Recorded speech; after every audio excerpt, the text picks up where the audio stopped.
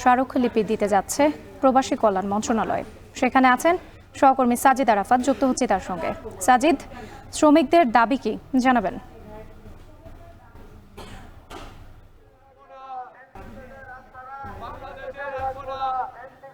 আমরা কারণ বাজারে ছিলাম সকাল থেকেই। যারা মালয়েশিয়া যেতে পারেননি কলিং ভিসায়, তাদের যে দাবি দেওয়া সেটি কিন্তু কারণ বাজারে ছিল।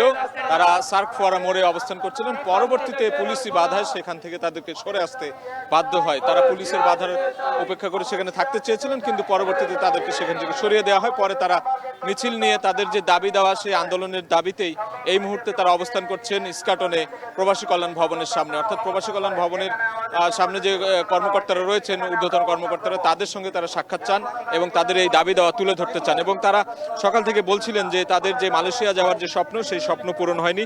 যাতে গত বছর অর্থাৎ 2024-এর 31 মে পর্যন্ত যে কলিং ভিসার মেয়াদ ছিল তাদের, সেই সময় যাওয়ার কথা ছিল, কিন্তু তারা যেতে পারেনি। এই যে না যেতে পারার যে আক্ষেপ বা তাদের যে দুঃখ কষ্টের যে বিষয়গুলো, সেগুলো তারা তুলে ধরছেন এবং তারা বলছেন যে বর্তমান যে অন্তর্বর্তী সরকার রয়েছে, প্রবাসী কল্যাণ অধিদপ্তরের মন্ত্রণালয়ের যে দায়িত্বে রয়েছেন যে উপদেষ্টা আসিফ নজরুল থেকে শুরু করে সরকারের এই মুহূর্তে অন্যান্য যে ঊর্ধ্বতন কর্মকর্তারা, তাদের হস্তক্ষেপ দাবি করছেন, তাদের মনোযোগ আকর্ষণের চেষ্টা করছেন তারা।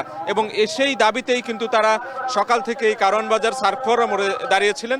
সেখানে তীব্র যানজট সৃষ্টি হয়, পুলিশ বাধা দেয়। সেই পুলিশি বাধা উপেক্ষা করে তারা সেখানে অবস্থান কর্মসূচি নেওয়ার চেষ্টা করে, তবে পরবর্তীতে তাদেরকে সেখান থেকে সরিয়ে দেওয়া হয়। পরে তারা মিছিল নিয়ে পদযাত্রা করে এই মুহূর্তে প্রবাসী কল্যাণ ভবনের সামনে এসেছেন। এখানে হয়তো তারা স্মারকলিপি দেবেন। তারা বিভিন্ন দাবি দেওয়া তুলে ধরেছেন। মোটা দাগে 5-6টি দাবি তাদের রয়েছে।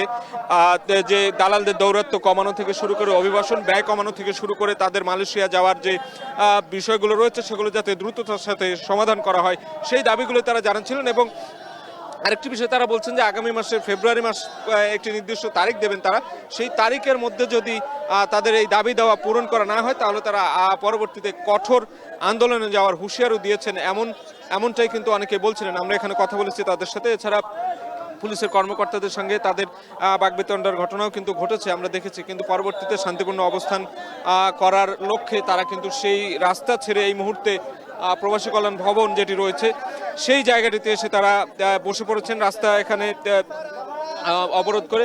তারা বলছেন তাদের দাবি পূরণ না হওয়া পর্যন্ত তারা এই আন্দোলন চালিয়ে যাবেন। এবং এখানে এসেও তারা কিন্তু আইনশৃঙ্খলা রক্ষাকারী বাহিনীর সঙ্গে তাদের কথোপকথন চলছে।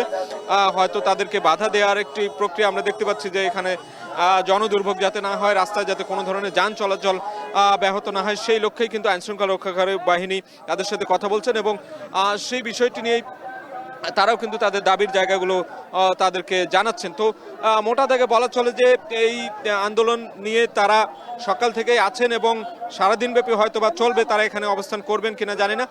পরবর্তী যে প্রক্রিয়া বা পরবর্তীতে যে পদক্ষেপ নেবেন তারা, সেগুলো হয়তো আমরা পরের খবরে জানিয়ে দিতে পারবো। তো এই ছিল আমার কাছে প্রবাসী কল্যাণ ভবন থেকে সবশেষ খবর। মালয়েশিয়া যেতে না পারা প্রবাসীরা বিক্ষোভ করছেন ইস্কাটনে। সেখানকার সবশেষ পরিস্থিতি জানাতে যুক্ত ছিলেন সহকর্মী সাজিদ আরাফাত।